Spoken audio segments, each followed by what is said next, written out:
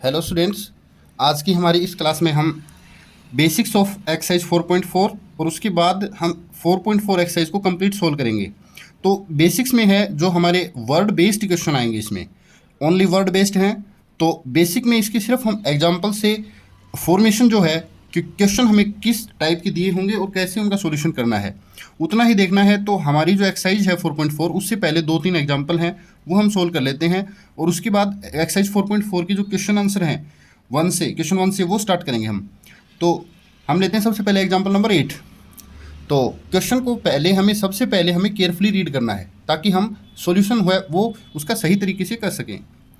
तो 8 है the sum of 3 times a number and 11 is 32। देखिए द सम करना है हमें।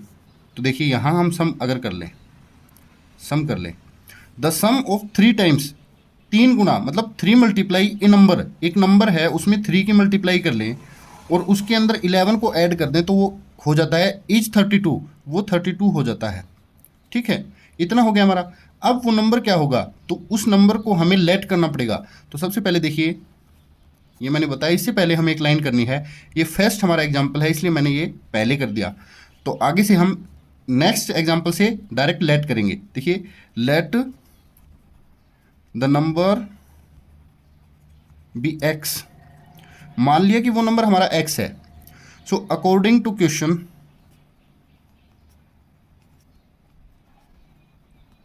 के अकॉर्डिंग हमें क्या करना चाहिए कि इस नंबर का 3 times, the sum of 3 times of a number, इसका 3 टाइम्स तो 3x हो गया ना, x का ट्रिपल करेंगे तो 3x होगा और 11 का ऐड अगर हम करें तो वो 32 होना चाहिए। मतलब हमारी ये इक्वेशन हमारे लास्ट एक्सरसाइज हैं 4.3 तक हमें ये चीज़ ऑलरेडी बना करके दे रखी थी। तो उन क्वेश्चन में और इनमें इतना ही डिफरेंस है कि हमें पहले अपनी जो इक्वेशन है उसकी फॉर्मेशन करनी है। पहले हमें इक्वेशन बनानी आनी चाहिए, आफ्टर देन इक्वेशन को सोल्व करेंगे हम। तो देखिए +11 को हम उधर ले जाएंगे, ट्रांसपोज मेथड लगा देंगे तो +11 -11 हो जाएगा। तो 3x इज इक्वल 21। अब हम 3 को ट्रांसपोज कर दें तो 21 डिवाइड बाई 3 क्योंकि यहाँ मल्टीप्लाई है। सो x इज इक्वल 7 आ गया। तो हम कह सकते हैं कि वो हमारा रिक्वायर्ड नंबर है वो 7 है। ओके, देखिए ये हो गया। So our required number is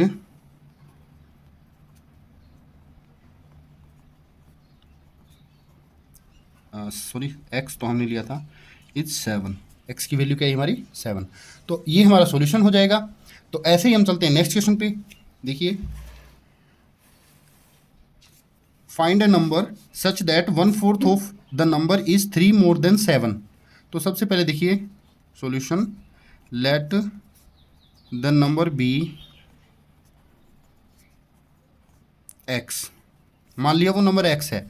अब उस x की वैल्यू हमें फाइंड करनी है, उसमें हमें क्या है सच दैट 1/4 ऑफ द नंबर, इसका 1/4। तो अकॉर्डिंग टू क्वेश्चन को हम डायरेक्ट ATQ लिख सकते हैं।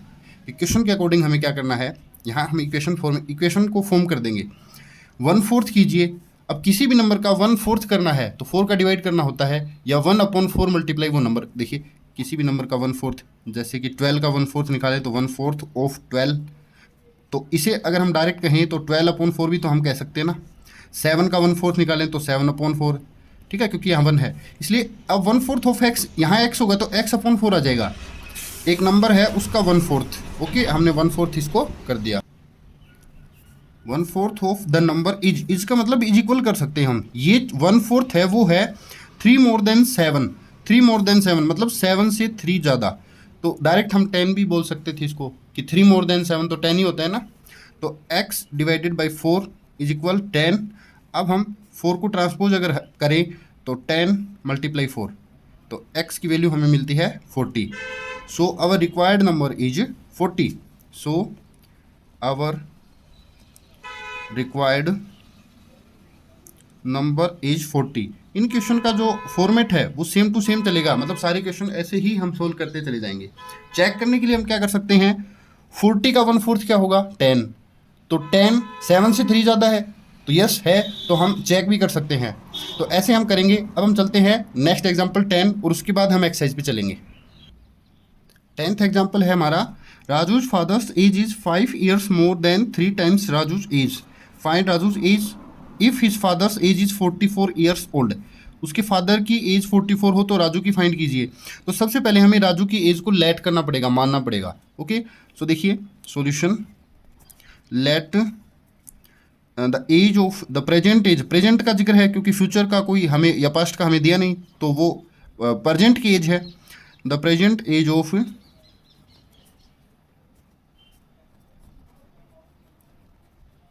राजू बी एक्स ईयर्स या वाई ईयर्स ले लो। हम ये जरूरी नहीं है कि हर जगह एक्स ही लेंगे, वो वाई ईयर्स का है। ओके, वाई ईयर्स का है।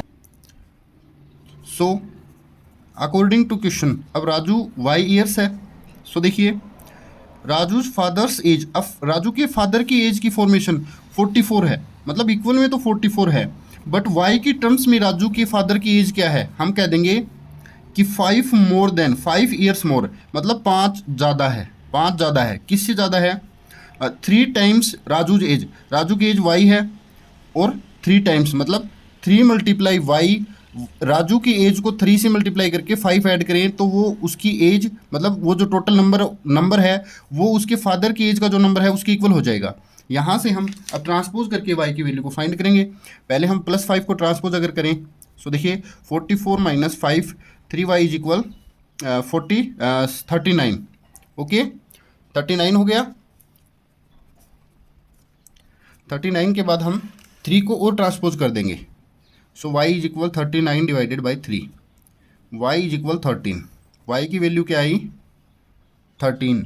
तो हमें पूछी है राजू की एज क्या होगी, तो राजू की एज है ये, क्योंकि y हमें क्या, हम y किसको लेके चले थे? राजू की एज को ही लेके चले थे। y की वैल्यू आ गई तो मतलब राजू की एज आ गई। So present age of Raju is, present age of Raju is 13 years. बस ये हो गया, मतलब सेम क्वेश्चन के अंदर हमारा फॉर्मेट सेम ही चलेगा, चाहे वो एग्जाम्पल हो या फिर क्वेश्चन हो। तो अब हम चलते हैं अपनी एक्सरसाइज 4.4 के क्वेश्चन आंसर्स पे।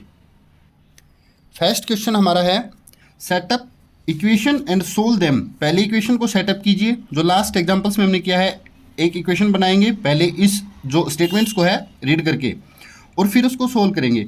Find the unknown numbers in the following cases. Unknown number वही जो हम लेंगे, तो हम मेन जो बेसिक है वो x लेते हैं, x y z हम कुछ भी ले सकते हैं। सो देखिए फर्स्ट पार्ट है A part, add 4 to 8 times a number you get 60। मतलब ये कह रहे हैं हम डायरेक्ट बनाए अकॉर्डिंग टू क्वेश्चन, क्वेश्चन के अकॉर्डिंग करेंगे कि किसी एक नंबर के 8 टाइम्स में 4 ऐड कर दें, मतलब x है, x का 8 मल्टीप्लाई कर दें और उसके अंदर 4 ऐड कर दें तो हमें मिलता है 60। क्या ये चीज़, ये जो आपकी स्टेटमेंट है, स्टेटमेंट का जो एक्सप्रेशन आप बनाओगे, क्या इक्वेशन बनाओगे, क्या वही यही बनता है? तो हम कहेंगे यस यही बनता है। अब इसको सोल्व कर दो। सोल्व करना तो हमें पहले से आता है। 8x is equal 60 - 4, 8x is equal 56 and x is equal 56 divide by 8। So x is equal 7, x की वैल्यू आ गई हमारी 7। ओके, ये हमने सोल्व कर दिया। देखिए यहाँ हमने जो अननोन क्वांटिटी वो x या y या z कुछ भी हम ले सकते थे। ओके, ये हो गया हमारा पार्ट ए। ये हमारा हो गया पार्ट फर्स्ट ए पार्ट। अब चलते हैं हम बी पार्ट पर। देखिए 1/5 of a number -4 gives 3। 1/5 of a number, तो हम पिछली जो पार्ट है उससे थोड़ा सा एक लाइन को हम यहाँ ऐड कर सकते हैं। जो हमने यहाँ जगह छोड़ी है let the number be x, तो हम यहाँ नंबर लेट कर सकते हैं जेड। सपोज कीजिए हमने, क्योंकि अलग अलग करेंगे तो कन्फ्यूजन नहीं होगा हमें। Let the number be z, z हमने लेट कर लिया। अब जेड का 1/5, जेड का 1/5 according to question 1/5 of z, मतलब जेड में 5 का डिवाइड करें। 2/5 होता तो यहाँ 2z/5 होता, 3/5 होता तो 3z/5 होता। ये याद रखना आप, क्योंकि आगे भी ये क्वेश्चन में आएगा। 1/5 ऑफ ए नंबर -4 गिव्स 3, हमें 3 मिलता है। तो 4 को ट्रांसपोज कर देंगे हम, तो ये हो जाएगा z divided by 5 is equal +4 हो जाएगा तो 7, क्योंकि ये -4 है उधर +4। तो हम थोड़ी स्टेप्स को जो इजी हैं उनको हम कम कर सकते हैं। अब ये 5 उधर मल्टीप्लाई हो जाएगा तो 35, तो ये हमारी वैल्यू आ गई। ठीक है, ओके। अब हम चलते हैं पार्ट सी। देखिए if I take 3/4 of a number, तो हम लेट करें, लेट करते हैं सबसे पहले। Let number be, a let कर लिया हमने, ए, हम variable a b c x y z p q कुछ भी ले सकते हैं। नंबर हमारा ए है। अब 3/4 ऑफ ए नंबर, वो ए है, वो नंबर वो ए है, तो ए का 3/4 मैंने बताया था ना, 3/4 ए, तो ए यहाँ आ जाएगा। एंड एड 3 टू इट, और इसमें 3 ऐड कीजिए, आई गेट 21, तो मुझे 21 मिलता है। यहाँ आप ए टी क्यू ये वाला लिख सकते हो, ठीक है। तो क्या होगा, 3 को ट्रांसपोज कीजिए, 3a/4 इज इक्वल +3 -3 हो जाएगा, तो ये मिलेगा हमें 3a/4 इज इक्वल 18। ओके, 18 हो गया। अब देखिए 4 को ट्रांसपोज करेंगे तो ओनली 3a बचेगा हमारा, और इसको 4 को मल्टीप्लाई करेंगे तो 18 4 द 72, ठीक है, क्योंकि 4 मल्टीप्लाई हो जाएगा। अब 3 इसकी डिवाइड होगा, a is equal 72/3, so a is equal 24, a is equal 24। हमारा जो सी पार्ट है उसका सॉल्यूशन होगा 24। देखिए एक इक्वेशन सेटअप की है वो, ये और ये दो आंसर है। एक तो इक्वेशन सेटअप करना भी इसका एक सॉल्यूशन है, जो ये जो हमारे क्वेश्चन चल रहे हैं ना फर्स्ट पार्ट में, क्योंकि हमें पहले ही बता दिया कि एक इक्वेशन सेटअप कीजिए और उसका सॉल्यूशन कीजिए। तो ये इक्वेशन सेटअप की, ये सॉल्यूशन किया, ये इक्वेशन सेटअप की और ये सॉल्यूशन किया, ऐसे ये इक्वेशन सेटअप की, ये सॉल्यूशन किया। अब हम चलेंगे पार्ट डी पर। Part D, when I subtract 11 from twice a number the result was 15। So देखिए solution, let the number B ही मान लिया, उस नंबर को बी मान लिया। तो हमने क्या किया, जब हम सब्ट्रैक्ट करेंगे 11 को उस नंबर के ट्वाइस में, तो उस नंबर का ट्वाइस क्या होगा, 2b। भाई किसी भी नंबर का ट्वाइस या डबल 2b, मतलब a लेते तो 2a, c लेते तो 2c। एक नंबर के ट्वाइस में से, उस नंबर की ट्वाइस में से 11 को सब्ट्रैक्ट किया तो हमें मिला, रिजल्ट मिला 15, हमें मिला 15, ठीक है, इक्वल में 15 मिला। सो देखिए 11 को ट्रांसपोज कीजिए तो 15 + 11, तो 2b इज इक्वल 26, 11 + 15 हो गया ना। b तो 2 को ट्रांसपोज करेंगे, डिवाइड बाई 2, सो ये आएगा 13, b इज इक्वल 13। वो हमारा नंबर क्या है, वो नंबर रहेगा 13। तो ये हमारी इक्वेशन है, ये इस इक्वेशन का सॉल्यूशन है। हम चलते हैं नेक्स्ट पार्ट पर, E part. Munna subtracts thrice the number of notebook he has from 50. He finds the result to be 8. तो मुन्ना ने किसी एक नंबर के, तो पहले हम नंबर को ही क्या है लेट करते हैं, द नंबर बी सी ले लो, बुक सी बुक्स है हमारे पास, सी ले लिया ना, ABC, ठीक है।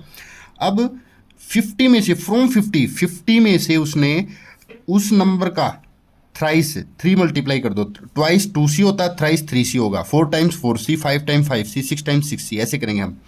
50 में से 3c माइनस किया तो उसे रिजल्ट मिला 8। ओके, ठीक है। अब देखिए क्या होगा, हम यहाँ c नेगेटिव में है तो हम इसको ट्रांसपोज करेंगे। अब की बार हम 3c को उधर भेजेंगे, या फिर हम 50 को भी भेज सकते हैं, बट नेगेटिव रिजल्ट आएगा। तो देखिए 50 इज इक्वल 8 + 3c, ठीक है। अब 8 को वापस लेके आएंगे तो 50 - 8 इज इक्वल 3c, ठीक है। ये हमारे पास रहेगा 42 इज इक्वल 3c, ठीक है। अब हम क्या करें, 3 को इधर लेके आए, भाई यहाँ c इक्वल इधर भी तो आंसर आ सकता है ना हमारा, 42 divide by 3 is equal c। हम उधर ही उधर सारी चीज़ों को भेज रहे हैं, राइट साइड हम लेफ्ट भी तो भेज सकते हैं। तो c इज इक्वल हमारा आएगा 42/3, 14, हमारा आंसर आया 14। और इस चीज़ को हम ऐसे भी राइट कर सकते हैं, c is equal 14। Okay, no problem. तो ऐसे नहीं है कि हमारा c यहाँ आए, उसका नंबर ऑफ c है या c की वैल्यू है वो राइट साइड ही आए, लेफ्ट में भी आ सकती है। हमें तो क्या है, बैलेंस बना के रखना है, ठीक है भाई। अब सपोज कीजिए एक वेटमेंट है, एक तुला है, एक तखड़ी है, उसमें एक साइड हम वेट डाल दें या बाट डाल दें, दूसरी साइड शुगर चीनी डाल दें। तो ऐसा भी तो कर सकते हैं ना कि हम चीनी इसमें डालें और वेट इसमें डाल दें, तो कोई फ़र्क नहीं पड़ता है, वजन तो वैसे ही बराबर होना है, ठीक है। तो ये हो गया हमारा पार्ट ई। नेक्स्ट पार्ट है हमारा f. Eban Hall thinks of a number if she adds 19 to it.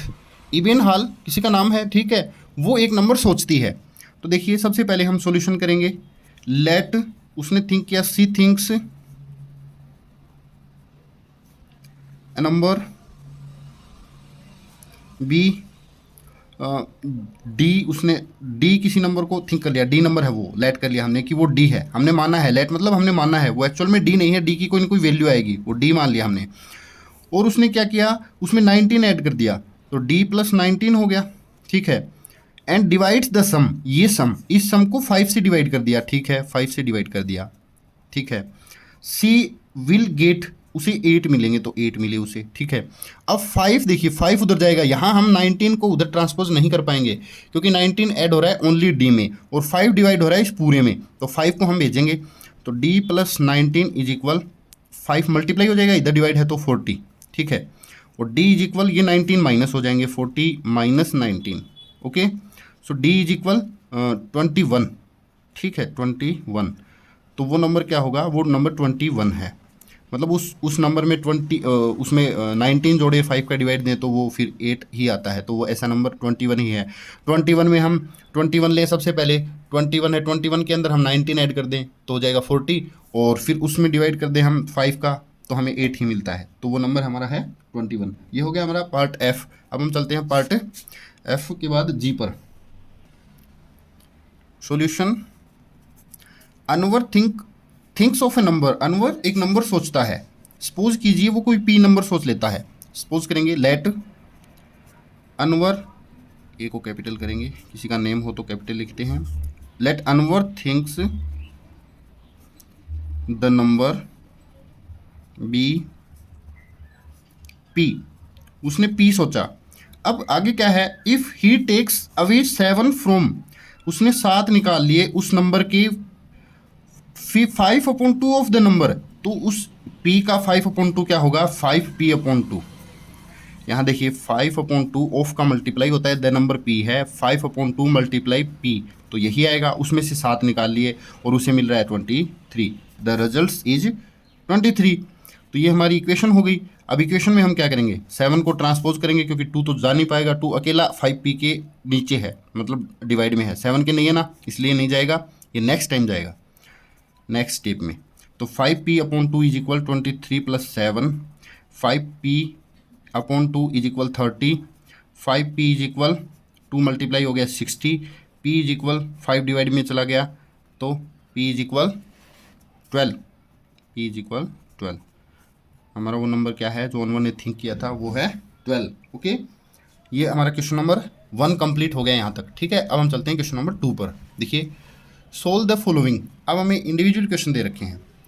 The teacher tells the class that, teacher ने क्लास में बताया that the highest mark obtain bye student in her class, उसके class के अंदर जो सबसे maximum highest marks आए हैं वो twice the lowest marks plus 7, the highest score is 87, what is the lowest score. Lowest पूछा है तो हम लोवेस्ट को ही मान लेंगे।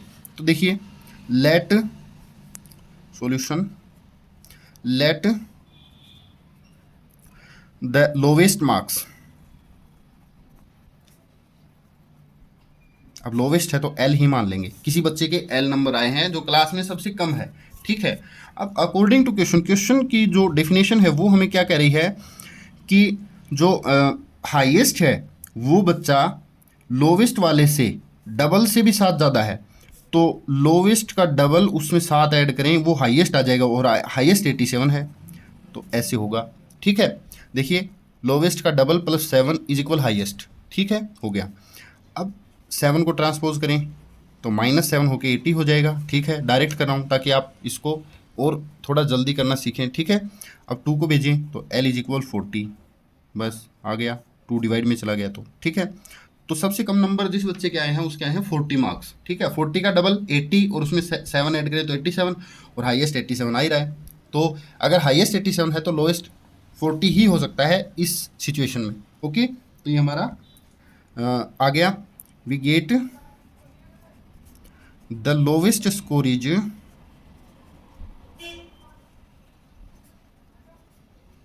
40, ओके। Part a complete. अब पार्ट बी पर चलते हैं, क्वेश्चन नंबर 2 के पार्ट बी। पार्ट बी हमारा जो है वो है in an isosceles triangle. Isosceles triangle कौन सा होता है, जिसके 2 एंगल इक्वल होते हैं, the base angles are equal. कौन से 2 इक्वल हैं, तो हमें बताया है कौन से 2 एंगल इक्वल हैं, तो वो हमें बताया है कि बेस एंगल हैं, तो हम एक छोटा सा ट्रायंगल मैं इधर बना देता हूँ कि ये दो ट्रायंगल हैं हमारे, ये वाला और ये वाला दोनों इक्वल हैं, ठीक है। और ये जो है ये वर्टेक्स एंगल है, ये अलग मेजरमेंट का है, ठीक है ना, ऊपर वाला। तो वो बोल रहे हैं कि बेस एंगल आर इक्वल, ये दोनों इक्वल हैं, तो हम इसे कुछ भी लेट कर लेंगे।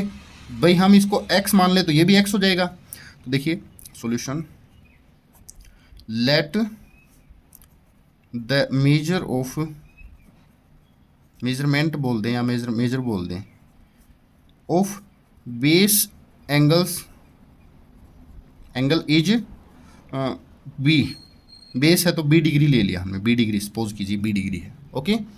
अब क्योंकि वर्टेक्स ये 40 है, इसकी वैल्यू हमें दे रखी है कि ये 40 डिग्री है, ठीक है, ये b और ये 40, ठीक है, हमारा b ये है तो ये भी b है और ये 40 है, ठीक है।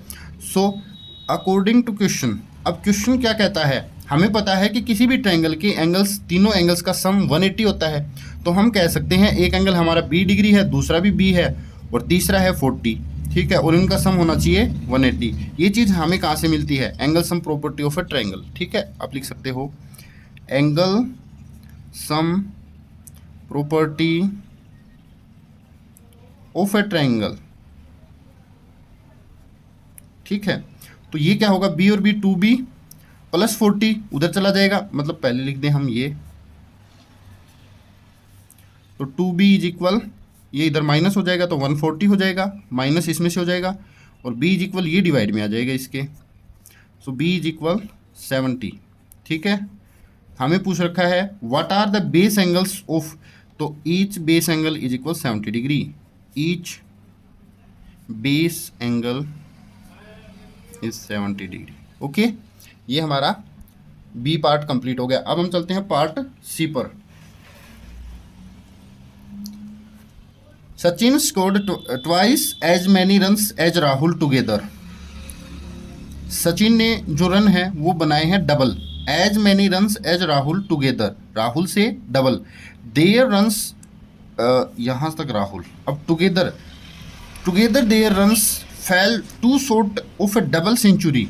अब उन दोनों के अगर हम मिला लें तो वो दोनों 200, डबल सेंचुरी होती है 200 से 2 कम रहते हैं, 200, देखो यहाँ से लेकर के यहाँ से ये वाली चीज़ है 198, हमें बिना 198 लिख के और इन्होंने दे दिया कि हम पहले कर लेते हैं as many runs as Rahul, तो हम यहाँ लेट करेंगे, लेट राहुल स्कोर, राहुल का स्कोर है x रन्स, राहुल ने कितने बनाए x run, so Sachin score, अब Sachin score twice as many Rahul, many runs और एज राहुल, राहुल के डबल उसने सचिन ने बनाए हैं तो 2x रन्स, ठीक है।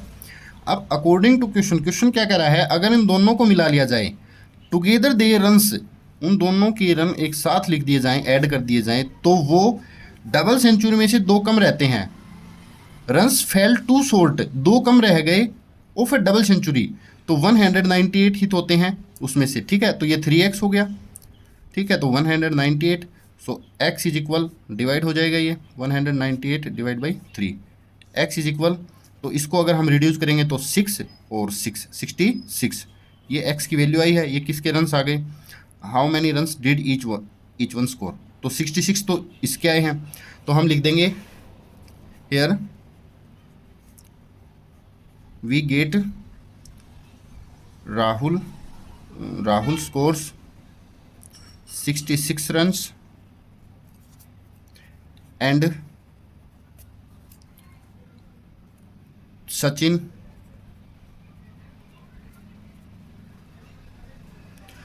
स्कोर, सचिन का स्कोर है 2x, तो 2 × 66 मीन्स 132 रन्स। देखिए क्वेश्चन की सारी जो रिक्वायरमेंट्स हैं वो फुलफिल हो रही हैं, इसका डबल ये भी है और इन दोनों का ऐड 200 से 2 कम रह रहा है, तो ठीक है हमारा ये कंप्लीट हो जाएगा। अब हम चलते हैं नेक्स्ट पार्ट पर, तो हमारा क्वेश्चन नंबर 2 तो कंप्लीट हो गया, हम चलते हैं नेक्स्ट क्वेश्चन 3 पर। Question number 3, Irfan sees that he has 7 marbles more than 5 times the marbles Parmeet has। Marbles मतलब कंचे, कांच की गोलियां। अब इरफान कह रहा है कि मेरे पास 7 ज़्यादा हैं उसके 5 गुना से परमीत वाली में 5 की मल्टीप्लाई करके भी 7 ऐड कर लो, तब उतनी मेरे पास हैं। और इरफान के पास 37 है, तो हमें परमीत की जो है वो फाइंड करनी पड़ेंगी। तो हम परमीत वाली को हम कोई एक वेरिएबल लेट कर लेते हैं। Solution let Parmeet has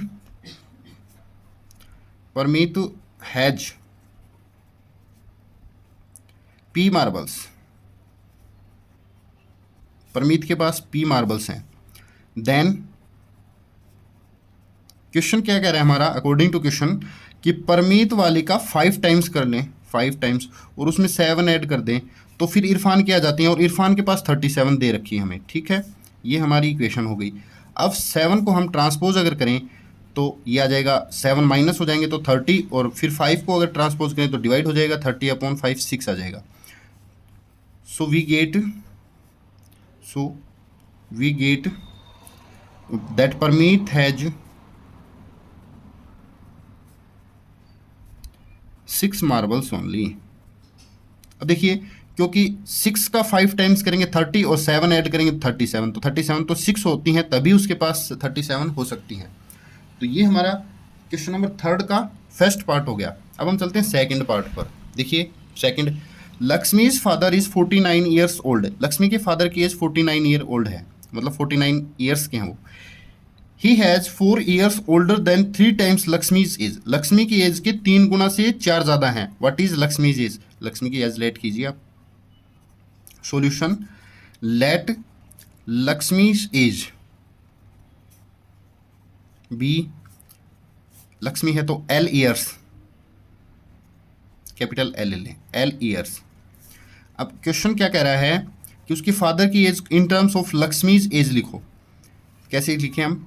he has 4 years older. Older मतलब ज़्यादा होना, यंगर मतलब कम होना, तो ओल्डर 4 ज़्यादा हैं किससे? 3 टाइम्स लक्ष्मी, 3 टाइम्स लक्ष्मी से 4 ज़्यादा हैं, और उसके फादर हैं एक्चुअल में 49 के। ठीक है, तो हमें एक ही अननोन क्वांटिटी मिलेगी, जो इंग्लिश अल्फ़ाबेटिकल का एक ऑर्डर का एक लेटर है वो हमें एक ही मिलेगा, ताकि उसकी वैल्यू हम निकाल लें। देखिए 3L इज इक्वल 49 माइनस 4 को ट्रांसपोज कर दिया, 3L इज इक्वल 45। अब 3 को ट्रांसपोज करेंगे तो L is equal 45 divide by 3। सो देखिए L इज इक्वल 15 हो गया हमारा। L 15 होने का मतलब लक्ष्मी की एज 15 है, तो हम यहाँ लिख सकते हैं we get Lakshmi's age is 15 years. Okay, L capital कर दें, तो ये हमारा क्या हो गया, सेकंड पार्ट कंप्लीट हो गया है। अब हम चलते हैं पार्ट थर्ड, जो थर्ड क्वेश्चन के थर्ड पार्ट पर। ओके, देखिए पीपल, देखिए काफ़ी बड़ा दिख रहा है बट ऐसा कुछ भी नहीं है, इजीली हो जाएगा। People of Sundargram planted tree in the village garden. Sundargram एक गांव का नाम है, उसकी जो पीपल हैं, लोगों ने एक पीपल उन्होंने क्या लगाया, पेड़ लगाए। ठीक है, some the tree were fruit tree, कुछ फ्रूट मतलब पौधे थे, कुछ वो फलदार थे, फलों वाले थे। The number of non fruit, अब कुछ नॉन फ्रूट जैसे छाएँ देते हैं, जैसे नीम वगैरह हो गई, तो इनके फल मतलब खाने वाले फल जैसे आम है, पपीता है, ये वाले नहीं है। जो फ्रूट नहीं है वो तो नॉन फ्रूट हैं, और जो फ्रूट वाले हैं वो फ्रूट ट्री हैं। Non fruit tree were 2 more than 3 times the number of fruit tree. What was the number of fruit tree planted in the number of non-fruit tree plants was 77. तो non fruit वाले 77 है, तो fruit वाले late कर लो। देखिए कैसे करेंगे, हम एक बार लेट कर लेते हैं तो फिर ये इजी हो जाएगा। Late the number of plants, number of fruit trees वालों को F लेट कर ले हम, BF। ठीक है, F हो गया, F पेड फ्रूट वाले हैं। देन अकॉर्डिंग टू क्वेश्चन क्या कह रहा है कि फ्रूट वालों के 3 टाइम से भी 2 ज़्यादा, तो 3 time of fruit plus 2 is equal non fruit, और नॉन फ्रूट है 77। देखो कितना इजीली हो गया है। अब हम इसको तो सोल्व कर देंगे। 3F is equal 77 minus 2, 3F is equal 75, F is equal 75 divide by 3, and F is equal 25। तो हम कह सकते हैं कि फ्रूट जो ट्री हैं वो कितने लगाए हैं, वो सुंदरग्राम विलेज है, उस विलेज के लोगों ने, सो दे प्लांटेड 25 फ्रूट ट्रीज। ओके, ये हमारा हो गया पार्ट थर्ड। अब हम चलते हैं लास्ट फोर्थ क्वेश्चन पे, जो एक राइडल आपके लिए मतलब एक पहेली है। तो देखिए इसको इजीली कर लेंगे हम। आई एम ए नंबर, मैं एक नंबर हूँ। टेल माई आइडेंटिटी, मेरी आइडेंटिटी बताइए कि मैं कितना हूँ, ठीक है। Take me 7 times over and a 50, एक 50 है उसका 7 टाइम्स लीजिए, 7 टाइम्स लीजिए, 50 का 7 टाइम्स, देखिए सॉरी 50 का 7 time, take me 7 times over and a 50, और एक 50 ऐड कीजिए। तो हम ले लें, लेट करो सबसे पहले, let the number be x, वो नंबर क्या ले लिया हमने, x. According to riddle, riddle हमें क्या बोल रही है कि टेक मी लीजिए 7 टाइम्स ओवर, मुझे 7 टाइम्स लीजिए, 7 टाइम्स ले लिया, ठीक है। एंड ए 50, और एक 50 और ले लो, एक 50 और ले लो, ठीक है। To reach a triple century, triple century मतलब 300 बनाने के लिए यू स्टिल नीड 40। अब 300 होने के लिए 40 चाहिए, मतलब हम कहाँ पहुँचे हैं, हम 260 पे तो पहुँचे, अभी 360 पे पहुँचने के लिए तो 40 चाहिए थे, तो 300 माइनस 40 कर दो, चाहे 260 कर देंगे direct. So 7x is equal 260 minus 50, तो 7x is equal 210, x is equal 210 divide by 7, okay. Then x is equal, मैं यहाँ कर देता हूँ, ये इससे रिड्यूस होके 30 आ जाएगा। तो हम लिख सकते हैं द रिक्वायर्ड नंबर बी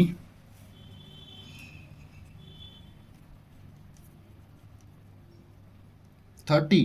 तो राइडल के अंदर जो नंबर है वो 30 है। अब देखिए क्या राइडल को सेटिस्फाई कर पाएगा। आई एम ए नंबर, मैं 30 हूँ, सपोज कि 30 हूँ। टेक मी 7 टाइम, मुझे 7 गुना कीजिए, 30 का 7 टाइम्स कीजिए, 30 मल्टीप्लाई 7 210, और एक 50 ऐड कीजिए 260। क्या अब 260 ट्रिपल सेंचुरी से 40 दूर है? यस है। तो ये हो गया हमारा क्वेश्चन नंबर 4th कंप्लीट। और 4th के साथ ही हमारी एक्सरसाइज 4.4 एंड चैप्टर 4 भी कंप्लीट हो गया है। ओके, अब हमारी नेक्स्ट जो क्लासेज होंगी नेक्स्ट, उसमें हम चैप्टर 5, क्लास 7th का चैप्टर 5 जो आपका जो भी है उसको हम सोल्व करेंगे। तो आज की हमारी इस क्लास में इतना ही रहेगा, मिलते हैं नेक्स्ट क्लासेज में। Okay, thank you.